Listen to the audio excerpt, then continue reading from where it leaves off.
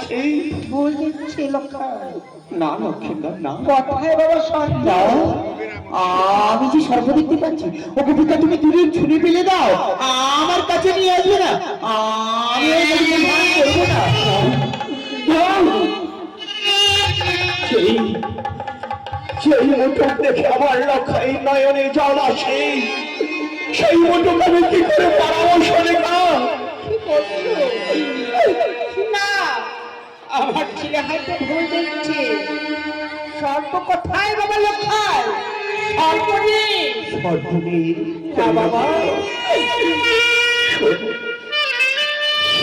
সর্প নয়, তাহলে এই যে আমি দেবাদিদেব মহাদেবের কাছ থেকে এনেছি, এই যে দেবাদিদেব মহাদেবের মাথার কাটা সইছে, তুমি সর্প করছো। সেই সর্প নয়। সর্প নেই গবিতা? না লক্ষ্মী, তবে শোনো গবিতা, আমি যে সর্প দেখতে পেয়েছিলাম। সর্প? হ্যাঁ গো, বুঝতে পেরেছি। আমি তো চোখে কানে আজ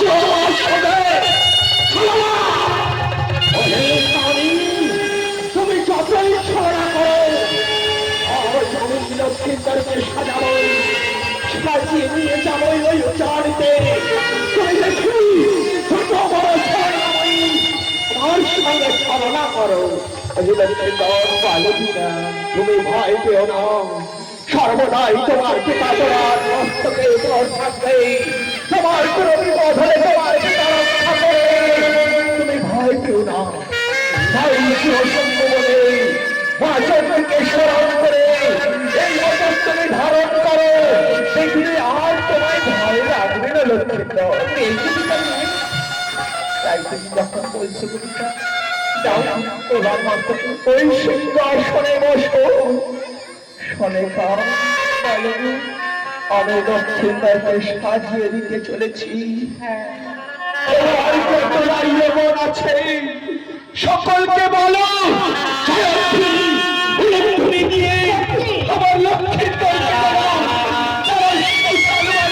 বিদায় দেয়। সবাই মিলে অলক্ষণী জয় হোক। ভুলে যাবে।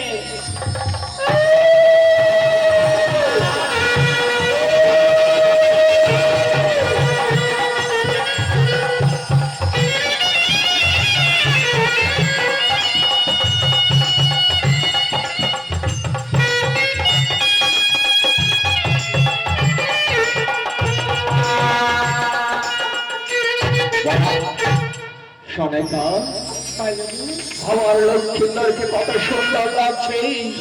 মনে হয় স্বর্গ থেকে নারায়ণ এসেছে। আর নারায়ণকে আমি মুঠো খুঁটিয়ে দিয়েছি। সত্য কথাই বলছো।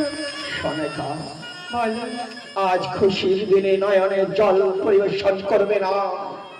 আমি ওইদিকে শত শত শত শত প্রজাগণকে নিয়ে যাবো বরযাত্রী। আমি পালকি সাজিয়ে লক্ষ্মীন্দরের জন্য অপেক্ষা করছি। আর তুমি গর্ভধারিণী মা, সুন্দর করে আমার লক্ষ্মীন্দরকে আশীর্বাদ করবে আর হাসি মুখে পাঠিয়ে দাও আমার। ঠিক আছে? যেভাবে তুমি বলছো, তোমার কথা আমি অক্ষরে অক্ষরে পালন করবো। আজ সন্তানকে আমি হাসি মুখে বিদায় দেবো গো। তুমি একটু অপেক্ষা করো, বেশ, আমি হাসি মুখে লক্ষ্মীকে বিদায় দেবো।